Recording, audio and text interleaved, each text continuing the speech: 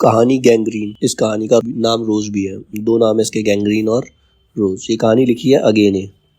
दोपहर में उस सूने आंगन में पैर रखते हुए मुझे ऐसा जान पड़ा मानो उस पर किसी शाप की छाया मंडरा रही हो। उसके वातावरण में कुछ ऐसा अकथ्य, अस्पृश्य किंतु फिर भी बोझल और प्रकंपमय और घना सा फैल रहा था। मेरी आहट सुनते ही मालती बाहर निकली। मुझे देखकर, पहचान कर उसकी मुरझाई हुई मुख निद्रा तनिक से मीठे विस्मय से जागी और फिर पूर्ववत हो गई। उसने कहा, आ जाओ, और बिना उत्तर की प्रतीक्षा किए भीतर की ओर चली गई। मैं भी उसके पीछे हो लिया। भीतर पहुंचकर मैंने पूछा, वे यहाँ नहीं हैं?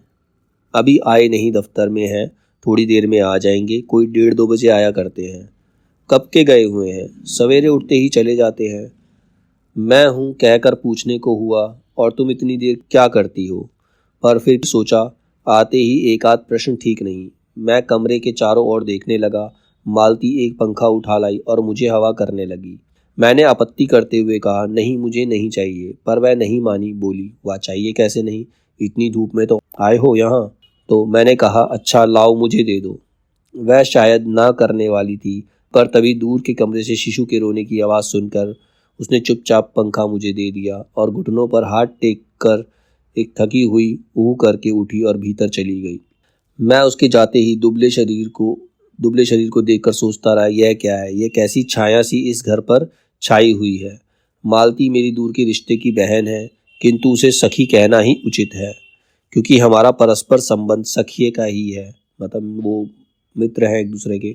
हम बचपन से इकट्ठे खेले हैं, इकट्ठे लड़े पिटे हैं, और हमारी पढ़ाई भी बहुत सी इकट्ठे ही हुई थी, और हमारे व्यवहार में सदा सख्य की स्वेच्छा और स्वच्छंदता रही है। वह कभी भ्रातृत्व के या बड़े छोटेपन के बंधनों में नहीं गिरा। मैंने आज कोई 4 वर्ष बाद उसे देखने आया हूँ।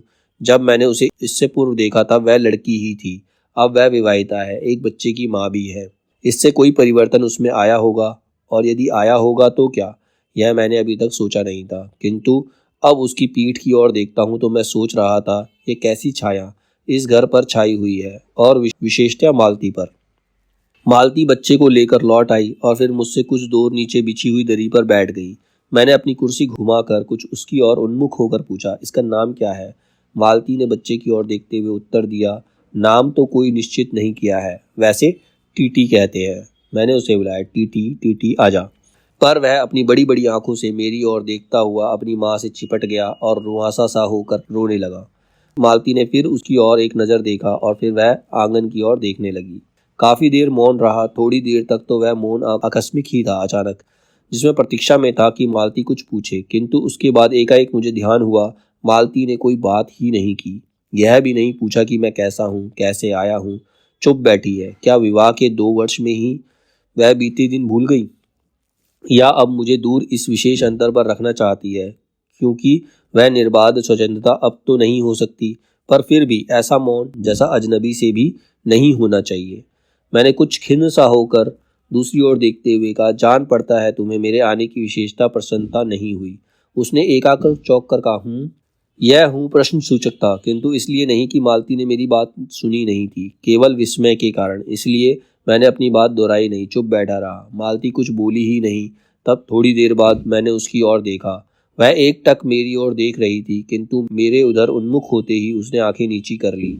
फिर भी मैंने देखा, उन आंखों के बीच कुछ विचित्र सा भाव था, मानो मालती के भीतर कहीं कुछ चेष्टा कर रहा हो, किसी बीती हुई बात को याद करने की, किसी बिखरे हुए वायुमंडल को पुनः जागकर गतिमान करने की, किसी टूटे हुए व्यवहार तंतु को पुनर्जीवित करने की, और चेष्टा में सफल ना हो रहा हो। वैसे जैसे बहुत देर से प्रयोग में ना लाए हुए अंग को व्यक्ति एकाएक उठाने लगे और पाए कि वह उठता ही नहीं। चिर विस्मित में मानो मर गया है। उसने उतने क्षीण बल से उठ नहीं सकता। मुझे ऐसा जान पड़ता है मानो किसी जीवित प्राणी के गले में किसी मृत जंतु का तोंक डाल दिया गया हो, और वह उसे ताक कर फेंकना चाहे पर उतार ना पाए। तभी किसी ने किवाड़ खटखटाए। मैंने मालती की ओर देखा, पर वह हिली नहीं। जब किवाड़ दूसरी बार खटखटाए गए तब वह शीशी को अलग करके उठी और किवाड़ खोलने गई। वे यानी मालती के पति आ गए। मैंने उन्हें पहली बार देखा था, यद्यपि फोटो से उन्हें पहचानता था। परिचय हुआ। मालती खाना तैयार करने आंगन में चली गई और हम दोनों भीतर बैठकर बातचीत करने लगे। उनकी नौकरी के बारे में, उनके जीवन के बारे में, उस स्थान के बारे में और ऐसे अन्य विषयों के बारे में जो पहले परिचय पर उठा करते हैं। इस तरह का सुरक्षात्मक कवच बनकर मालती के पति का नाम महेश्वर है। वह एक पहाड़ी गांव में सरकारी डिस्पेंसरी में डॉक्टर है। उसी हैसियत से इन क्वार्टरों में रहते हैं। प्रातःकाल 7 बजे डिस्पेंसरी चले जाते हैं और 1:30 या 2 बजे लौटते हैं। उसके बाद दोपहर भर छुट्टी रहती है। केवल शाम को 1-2 घंटे फिर चक्कर लगाने के लिए जाते हैं। डिस्पेंसरी के साथ छोटे से अस्पताल में पड़े हुए रोगियों को देखने और अन्य जरूरी हिदायतें करने। उनका जीवन भी बिल्कुल एक निर्दिष्ट ढर्रे पर चलता है। नित्य वही काम, उसी प्रकार के मरीज, वही हिदायतें, वही नुस्खे, वही दवाइयाँ। वह स्वयं उकताए हुए हैं और इसीलिए साथ ही एक भयंकर गर्मी के कारण वह अपने फुर्सत के समय में भी सुस्त ही रहते हैं। मालती हम दोनों के लिए खाना ले आई। मैंने पूछा, तुम नहीं खाओगी या खा चुकी? महेश्वर बोले कुछ हंसकर, वह पीछे खाया करती है। पति 2:30 बजे खाना खाने आते हैं, इसीलिए पत्नी 3 बजे तक भूखी बैठी रहेगी।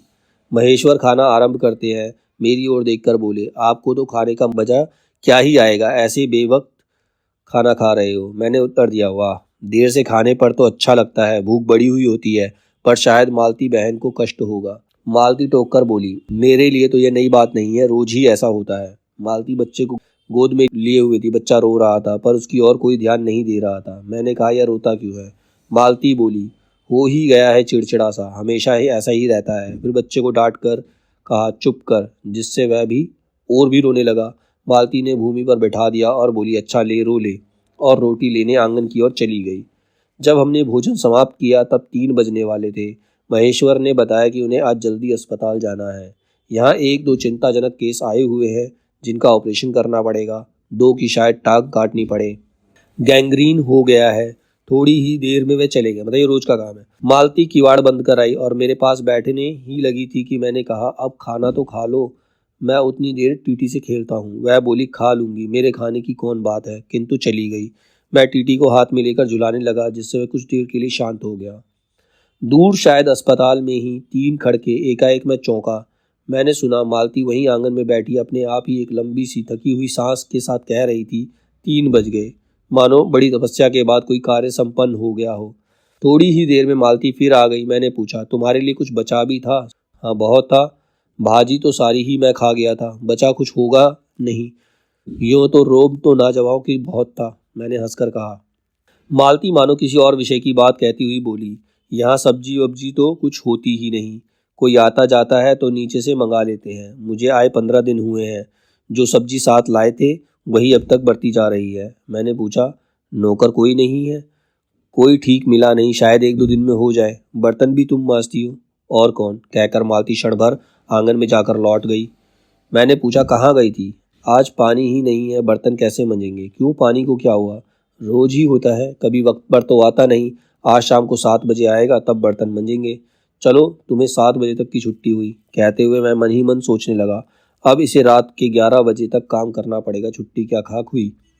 यही उसने कहा। मेरे पास कोई उत्तर नहीं था, पर मेरी सहायता टीटी ने की। एकाएक फिर रोने लगा और मालती के पास जाने की चेष्टा करने लगा। मैंने उसे दे दिया। थोड़ी देर फिर मौन रहा। मैंने जेब से अपनी नोटबुक निकाली और पिछले दिनों लिखे हुए कुछ नोट देखने लगा। तब मालती को याद आया कि उसने मेरे आने का कारण तो पूछा ही नहीं और बोली, यहाँ कैसे आए? मैंने कहा ही तो, अच्छा अब याद आया, तुमसे मिलने आया था। और क्या करने? तो 1-2 दिन रहोगे ना? नहीं, कल चला जाऊंगा, जरूरी जाना है।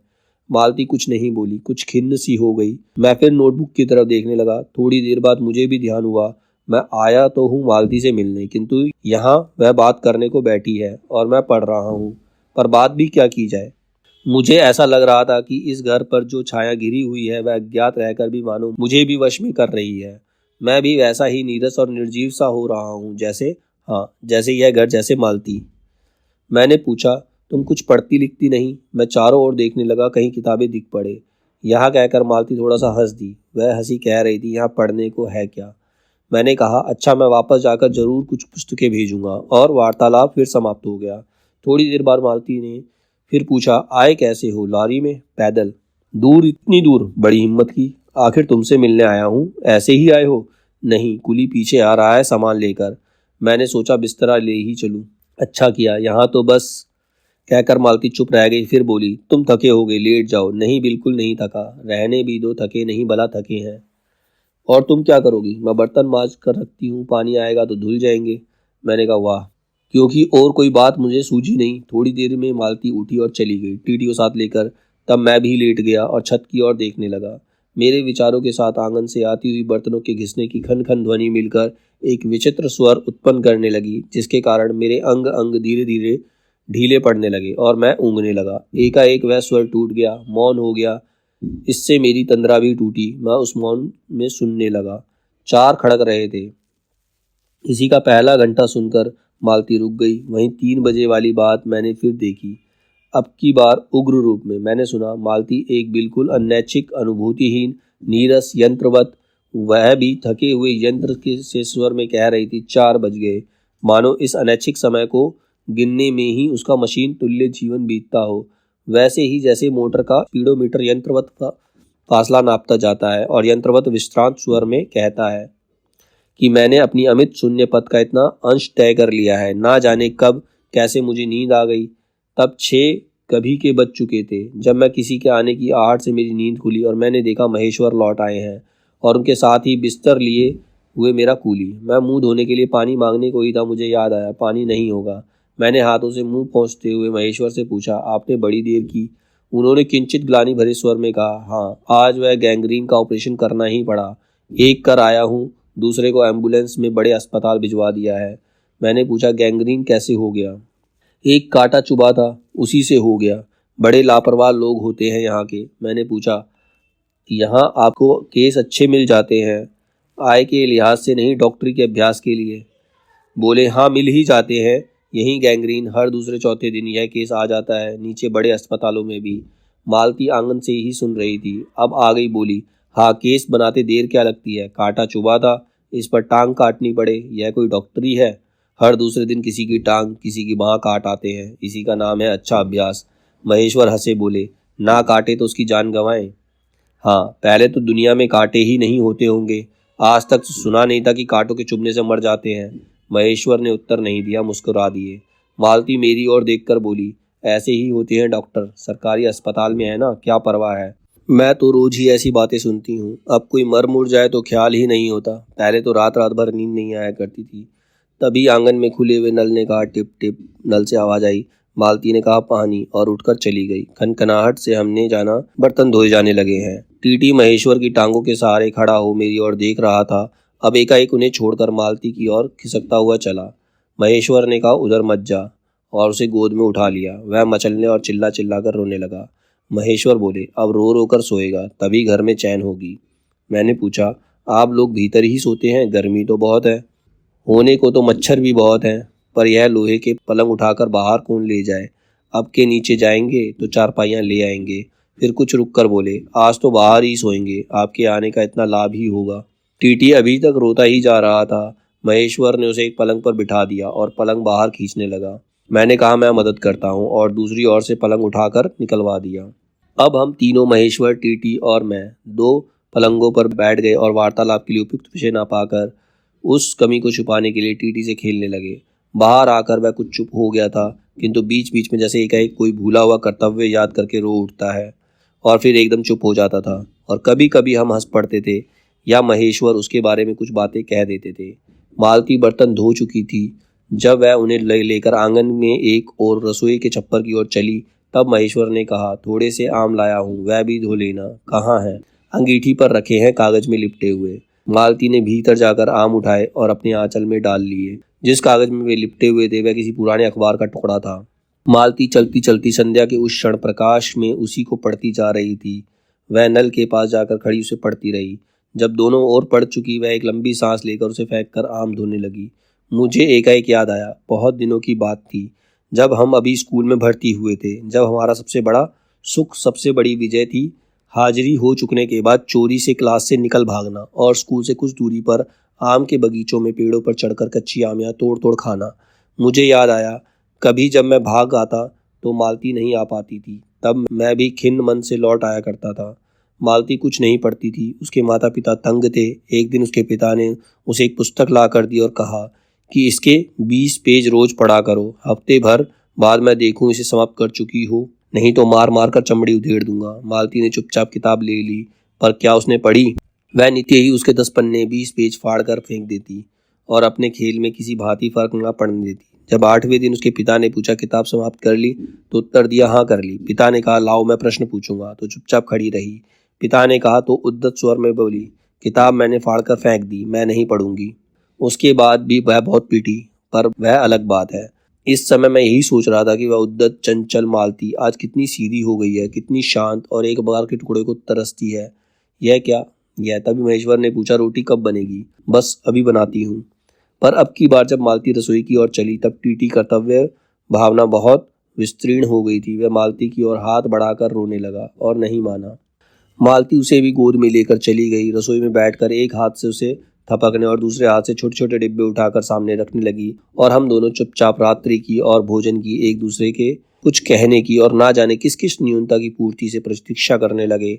हम भोजन कर चुके थे और बिस्तरों पर लेट गए और टीटी सो गया था। मालती पलंग के एक ओर मोम जामा बिछाकर उसके साथ ही उसे उस पर लिटा दिया। वह सो गया था, पर नींद में कभी कभी चौंक उठता था। एक बार तो उठकर बैठ भी गया, परंतु तुरंत ही लेट गया। मैंने महेश्वर से पूछा, आप तो थके होंगे, सो जाइए। वह बोले, थके तो आप अधिक होंगे, 18 मील पैदल चलकर आए हैं। किंतु उनके स्वर में मानो जोड़ दिया, थका तो मैं भी हूँ। मैं चुप रहा। थोड़ी देर में किसी अपर संज्ञा ने मुझे बताया वह ऊँघ रहे हैं। तब लगभग 10:30 बजे थे। मालती भोजन कर रही थी। मैं थोड़ी देर मालती की ओर देखता रहा, पर किसी विचार में, यद्यपि बहुत गहरे विचार में नहीं, लीन हुई धीरे धीरे खाना खा रही थी। फिर मैं इधर उधर खिसक कर पर आराम से होकर आकाश की ओर देखने लगा। पूर्णिमा थी, आकाश अनभ्र था। मैंने देखा उस सरकारी क्वार्टर की दिन में अत्यंत शुष्क और नीरस लगने वाली स्लेट की छत भी चांदनी में चमक रही थी। अत्यंत शीतलता और स्निग्धता से छलक रही थी, मानो चंद्रिका उन पर से बहती हुई आ रही हो, झर रही हो। मैंने देखा पवन में चीड़ के वृक्ष गर्मी से सूख कर मटमैले हुए चीड़ के वृक्ष धीरे धीरे गा रहे हों। कोई राग जो कोमल है किंतु करुण नहीं, अशांतिमय है किंतु उद्वेग में नहीं। मैंने देखा प्रकाश से धुंधले नीले आकाश के तट पर जो चमगादड़ नीरव उड़ान से चक्कर काट रहे हैं, वे भी सुंदर दिखते हैं। मैंने देखा दिन भर की तपन, अशांति, थकान, दाब पहाड़ों में से बाप से उठकर वातावरण में खोए जा रहे हैं, जिसे ग्रहण करने के लिए पर्वत शिशुओं ने अपनी चीड़ वृक्षी रूप भुजाएं आकाश की ओर बढ़ा रखी हैं। पर यह सब मैंने ही देखा, अकेले मैंने। महेश्वर ऊँघ रहे थे और मालती उस समय भोजन से निर्वृत्त होकर दही जमाने के लिए मिट्टी का बर्तन गर्म पानी से धो रही थी और कह रही थी अभी छुट्टी हुई जाती है और मेरे कहने पर ही कि 11 बजने वाले हैं धीरे से सिर हिलाकर जता रही थी कि रोज इतने ही बज जाते हैं। मालती ने वह सब कुछ नहीं देखा। मालती का जीवन अपनी रोज की नियति गति से बहा जा रहा था और एक चंद्रमा की चंद्रिका के लिए, एक संसार के लिए रुकने को तैयार नहीं था। चांदनी में शिशु कैसा लगता है, इस अलस जिज्ञासा से मैंने टीटी की ओर देखा और वे एक मानो किसी शैशवोचित वामता से उठा और सिसक कर पलंग के नीचे गिर पड़ा और चिल्ला चिल्ला कर रोने लगा। महेश्वर ने चौंक कर कहा, क्या हुआ? मैंने झपट कर उसे उठाने दौड़ा। मालती रसोई से बाहर निकल आई। मैंने उसे खट शब्द को याद करके धीरे से करुणा भरे स्वर में कहा, चोट बहुत लग गई बेचारे को। यह सब मानो एक ही क्षण में, एक ही क्रिया की गति में हो गया। मालती ने रोते हुए शिशु को मुझसे लेने के लिए हाथ बढ़ाते हुए कहा, इसे चोटें लगती ही रहती हैं, रोज ही गिर पड़ता है। एक छोटे क्षण भर के लिए मैं स्तब्ध हो गया। फिर एकाएक मेरे मन में, मेरे समूचे अस्तित्व ने विद्रोह के स्वर में कहा, मेरे मन ना भीतर ही बाहर एक शब्द भी नहीं निकला। माँ, युवती माँ, यह तुम्हारे हृदय को क्या हो गया है जो तुम अपने एकमात्र बच्चों के गिरने पर ऐसी बात कह सकती हो, और यह अभी जब तुम्हारा सारा जीवन तुम्हारे आगे है। और तब एकाएक मैंने जाना कि यह भावना मिथ्या नहीं है। मैंने देखा कि सचमुच उस कुटुंब में कोई गहरी भयंकर छाया घर कर गई है। उनके जीवन के इस पहले ही यौवन में घुन की तरह लग गई है। उसका इतना अभिन्न अंग हो गई है कि वह उसे पहचानते ही नहीं, उसी की परिधि में घिरे हुए चले जा रहे हैं। इतना ही नहीं, मैंने उस छाया को देख भी लिया। इतनी देर में पूर्ववत शांति हो गई थी। महेश्वर फिर लेटकर ऊँघ रहे थे। टिट्टी मालती के लेटे हुए शरीर से चिपटकर चुप हो गया था, यद्यपि कभी एक आध सिसकी उसके छोटे से शरीर को हिला देती थी। मैं भी अनुभव करने लगा था कि बिस्तर अच्छा सा लग रहा है। मालती चुपचाप ऊपर आकाश में देख रही थी, किंतु क्या चंद्रिका को या तारों को। तभी 11 का घंटा बजा। मैंने अपनी भारी होरी पलके उठाकर अकस्मात किसी अस्पष्ट प्रतीक्षता से मालती की ओर देखा। 11 के पहले घंटे की खड़कन के साथ ही मालती की छाती एकाएक फफोले की भांति उठी और धीरे धीरे बैठने लगी, और घंटा ध्वनि की कंपन के साथ ही मूक हो जाने वाली आवाज में उसने कहा, 11 बज गए।